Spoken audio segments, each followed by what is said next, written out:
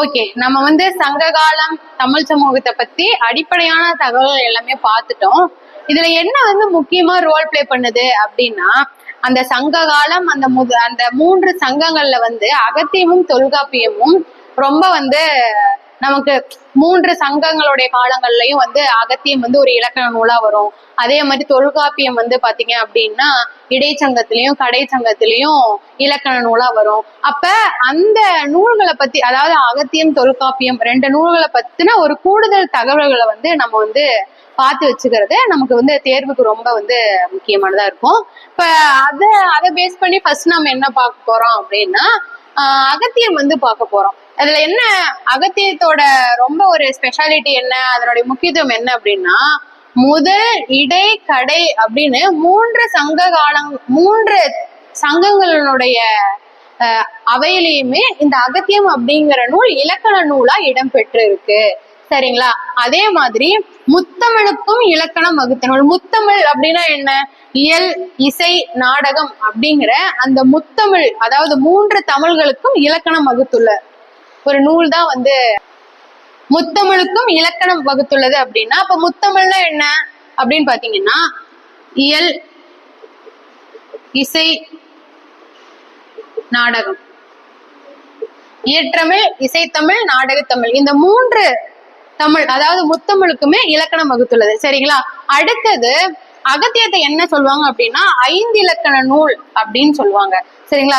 எழுத்து, சொல், பொருள், யாப்பு, அணி அப்படிங்கிற 5 இலக்கணங்களையுமே அகத்தியம் வந்து சொல்லுது. அதனால வந்து 5 இலக்கண நூல் அப்படின்னு சொல்லுவாங்க. இதுல மொத்தம் ஒரு 12,000 நூற்பாக்கள் வந்து இருக்கு. ஆனா நமக்கு கிடைச்சது எவ்வளவுன்னு பாத்தீங்கன்னா 103 மட்டும்தான்.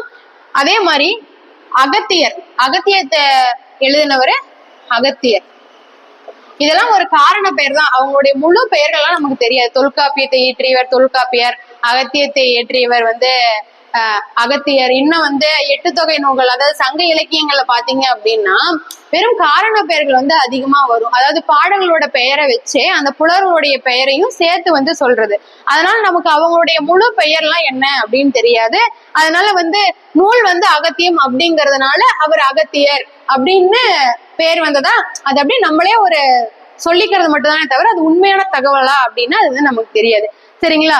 அதே மாதிரி அகத்தியருக்கு 12 சீடர்கள். அந்த 12 சீடர்கள்ல ஒருவர் தான் வந்து தொல்காப்பியர். அதே மாதிரி அகத்தியரை என்ன சொல்லுவாங்க, அவருக்கான சிறப்பு பெயர் என்ன அப்படின்னா புலவர்களின் தலைவர் அப்படின்னு சொல்லுவாங்க. ஏன் அப்படின்னா முதல் இடை கடை அப்படின்னு 3 சங்க காலத்திலயுமே தன்னுடைய நூலை வந்து ஒரு அடிப்படையா வச்சு இலக்கணத்துக்கே ஒரு அடிப்படையான நூலா முன்னிறுத்தி கொண்டு வந்ததுனாலதான் அவரை வந்து புலவர்களின் தலைவர் அப்படின்னு சொல்லுவாங்க. யார சொல்லுவாங்க அப்படின்னா அகத்தியர் சொல்லுவாங்க. சரிங்களா?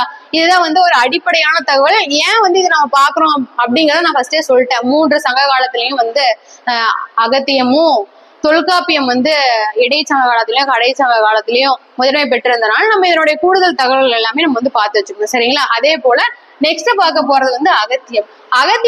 அகத்தியத்தை ஃபர்ஸ்ட் எப்ப வந்து ஒரு புக்கா ஒரு ஏடுகள்ல வந்து பதிப்பிச்சாங்க அப்படின்னா 1847 தான் பதிப்பிச்சிருக்காங்க. தொல்காப்பியத்திற்கு முன்னுரை வந்து யார் எழுதியிருப்பாங்க அப்படின்னு பாத்தீங்கன்னா பனம்பரனார். இது வந்து ரொம்ப முக்கியமான விஷயம், முக்கியமான கேள்வி கூட. இது வந்து நீங்க வந்து நல்லா வந்து மெமரி பண்ணி வச்சுக்கோங்க. யார் வந்து தொல்காப்பியத்திற்கு வந்து முன்னுரை எழுதினாங்க அப்படின்னா பனம்பரனார். சரிங்களா? அதே மாதிரி தொல்காப்பியத்துல இருக்கிறது நமக்கு தெரியும், வடவேங்கடம் தென்குமரையாயிடை தமிழ் கூறும் நல்லுலகம் அப்படிங்கறது வந்து நமக்கு தெரியும். இதுலயும் நிறைய கான்ட்ரவர்சி இருக்கு. இதுலயும் வந்து தொல்காப்பியம் அப்படின்னும் சில புக்ஸ்ல இருக்கும், சில புக்ஸ்ல வந்து சிலப்பதிகாரம் அப்படின்னும் இருக்கும். இது வந்து ஒரு கான்ட்ரவர்சியான கொஸ்டின் தான். அதுக்கப்புறம் தொல்காப்பியத்தை வந்து என்ன நூல் அப்படின்னு கூப்பிடுவாங்கன்னா இயற்றமிழ் நூல் அப்படின்னும் சொல்லுவாங்க. அதே போல அதாவது நம்ம புக்ல வந்து படிச்சிருப்போம் என்ன அப்படின்னா, இன்றைய அறிவியல் ஆராய்ச்சியாளர்களே வியக்கத்தக்க கூடிய அளவுல ஒவ்வொரு அறிவு முதல் 6 அறிவு இருக்கக்கூடிய உயிரினங்களை வகைப்படுத்தியிருக்காரு. எப்படி வந்து அந்த காலத்திலேயே வந்து இப்படி எல்லாம் வகைப்படுத்த முடியும் அப்படிங்கிற அளவுக்கு ஓரறிவு முதல் 6 அறிவு உள்ள உயிர்களை எல்லாத்தையுமே வந்து வகைப்படுத்தியிருக்காரு. இது வந்து புக்ல வந்து ஸ்கூல் புக்ஸ்ல உங்களுக்கு டீட்டெயில்ஸாவே வந்து ரொம்ப டீட்டெயிலா வந்து கொடுத்துருப்பாங்க. நீங்க வந்து நல்லா வந்து பார்த்து வச்சுக்கோங்க. அடுத்தது என்ன அப்படின்னா தொல்காப்பியம் 4 திணைகளை பற்றி தான் குறிப்பிடுது. ஒரு திணையை பற்றி குறிப்பிடல. என்ன திணை அப்படின்னா பாலை திணை. பாலை திணையை பத்தி தொல்காப்பியத்துல குறிப்பிடல. குறிஞ்சி, முல்லை, மருதம், நெய்தல், பாலை அப்படின்னு 5 திணைகளை வந்து நம்ம வந்து படிச்சிருப்போம். அதுல குறிஞ்சி, முல்லை, மருதம், நெய்தலை பற்றி மட்டும்தான் தொல்காப்பியத்துல வந்து சொல்லியிருக்காங்க. பாலையை பற்றி குறிப்பிடல. அதே போல 3 அதிகாரம் வந்து இருக்கு. என்ன அப்படின்னா எழுத்து, சொல், பொருள் அப்படின்னு 3 அதிகாரங்கள் வந்து தொல்காப்பியத்துல வந்து இருக்கு. இதுல வந்து எழுத்தும் சொல்லும் பாத்தீங்க அப்படின்னா தமிழ் மொழிக்கு இலக்கணம் கூறுவதாக அமைந்திருக்கிறது தான் அந்த எழுத்து, சொல். எழுத்து அப்படின்னா ஒரு எழுத்து எப்படி இருக்கணும், எந்த மாதிரியா இருக்கணும், எழுத்து எங்க இருந்து நம்மளுடைய உடம்புல எந்த இடத்துல இருந்து ஒவ்வொரு எழுத்தும் உயிர்ப்பிக்குது, அதை எப்படி உச்சரிக்கணும், அந்த மாதிரியான விஷயங்கள் எல்லாமே எழுத்துல வந்து சொல்லியிருப்பாங்க. சொல் அப்படின்னா ஒரு சொல் எப்படி உருவாக்குது, ஒரு சொல்லை எப்படி பிரிக்கணும், ஒரு சொல்லை எப்படி சேர்க்கணும் அப்படிங்கிற அளவுக்கு ரொம்ப தெளிவா வந்து சொல்லியிருப்பாங்க. இதெல்லாம் வந்து நீங்க வந்து யூஜி, பிஜி, எம்ஃபில், பிஹெச்டி இந்த மாதிரி வந்து தமிழ் இலக்கியத்தை தேர்வு செஞ்சு படிச்சீங்க அப்படின்னா உங்களுக்கு இன்னுமே ரொம்ப நல்ல டீட்டெயிலா இதெல்லாம் புரியும். அடுத்து பாத்தீங்கன்னா பொருள் இலக்கணத்துல என்ன சொல்லியிருப்பாங்க அப்படின்னா மக்களுடைய வாழ்க்கை முறை, அந்த 5 திணை மக்கள்கள் எப்படி இருந்தாங்க, அவங்களுடைய வாழ்க்கை முறை எப்படி இருக்கு, அவங்க உணவுக்காக எப்படி இருந்தாங்க, அவங்க எந்த மாதிரியான பொருட்களை எல்லாம் பயன்படுத்தினாங்க, அவங்களுடைய தொழில் என்ன, அவங்களுடைய வாழ்க்கை முறை என்ன, அவங்களுடைய திருமண முறை எப்படி இருந்துச்சு, இந்த மாதிரியான எல்லா விஷயங்களை பத்தியும் இந்த பொருள் இலக்கணத்துல வந்து சொல்லியிருப்பாங்க. அதாவது உரிப்பொருள், கருப்பொருள் அப்படிங்கறதையெல்லாம் பிரிச்சு உங்களுக்கு சொல்லியிருப்பாங்க. இது எல்லாமே தமிழ் கிளாஸ்ல உங்களுக்கு நல்ல டீட்டெயில்டா வந்து எல்லாம் எடுப்பாங்க. சரிங்களா? அடுத்தது என்ன அப்படின்னா இது வந்து இயற்றமிழ் இலக்கண நூல். இது வந்து நம்ம வந்து பார்த்தாச்சு.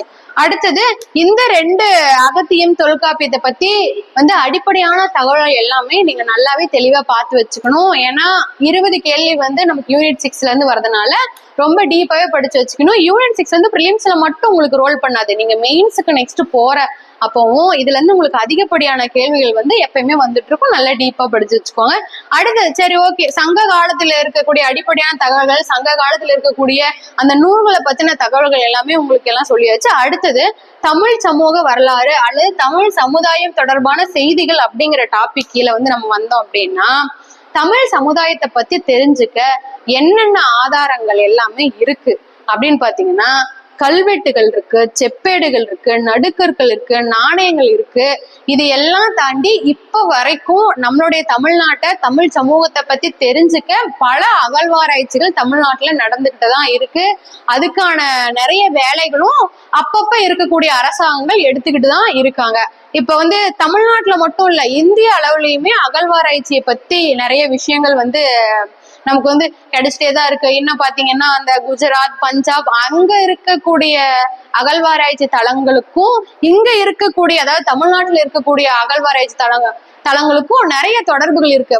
வட மாநிலங்களுக்கும் தமிழ்நாட்டிற்கும் இருக்கக்கூடிய தொடர்புகள், அதே மாதிரி வெளிநாடுகளுக்கும் தமிழகத்திற்கும் இருக்கக்கூடிய தொடர்புகள், வெளிநாடுகளுக்கும் இந்திய பண்பாட்டிற்கும் இருக்கக்கூடிய தொடர்புகள் எல்லாமே இந்தியாவில் நடக்கக்கூடிய அகழ்வாராய்ச்சிகள்ல வந்து நம்ம வந்து கண்டுபிடிச்சு அதை ஒவ்வொன்றா வெளிக்கொண்டு வந்துட்டுதான் இருக்காங்க. இப்ப வந்து போன வருஷம் பாத்தீங்கன்னா அந்த இரும்பின் தொன்மை அப்படிங்கறது கூட சிவகலையில வந்து கண்டுபிடிச்சிருப்பாங்க.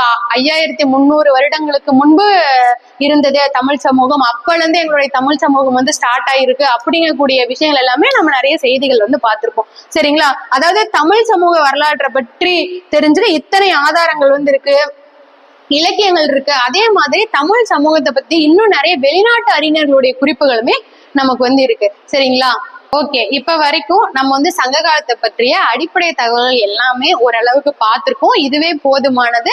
இதுக்கப்புறம் வரக்கூடிய தமிழ் சமுதாயம் தொடர்பான செய்திகள், அவர்களுடைய வாழ்க்கை முறையை பத்தி நம்ம வந்து நெக்ஸ்ட் வீடியோல அதாவது அடுத்த கிளாஸ்ல பாத்துக்கலாம். தேங்க்யூ.